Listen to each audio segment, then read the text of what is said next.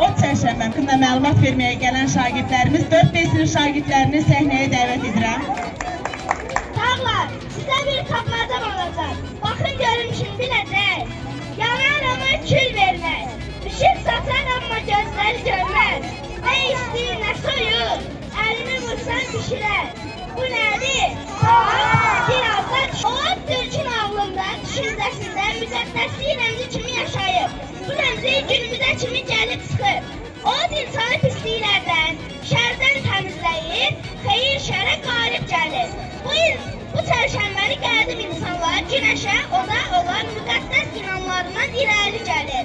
Qaladan tonları isə həmişə neysə işarə olur. Bunu Kitabi Dədə Qorqud dastanından da daha aydın görmək olar. Zərdüştlükdən daha əvvəl insanlar odu günəşin simbol kimi rəmzləşdiriblər. İkinci çərşənbə, o çərşənbə. Tadlıq arasında üskü çərşənbədə deyilir. Bahara doğru günəş yavaş-yavaş torpağı qızdırır və isindirir, onu hazır edir. Daxildə olan azad meydanı yandırır. Qoy yansın ocaqlar, qoy gəlsin istilər.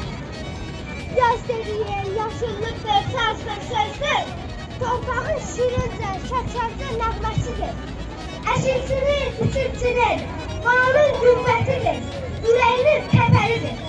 Noru soğanın üstündə, heç vaxt su eşmirlər. Tanrılar özü düşər sonra, qızlar və oğlanlar, Qınqalı külünü evdən uzaq bir yerə aparılır. Bu o deməkdir ki, Qınqalı üstündən 7 dəfə və ya 7 tonqal üzərindən bir dəfə dolanmaq lazımdır. Kullanaraq bu nəğməni deyirlər. Ağırlığım, uğurluğum otlara, yazda mənlə tullanmayan yazlara. Ağırlığım, uğurluğum tökülsün, odağa düşüb kül olsun.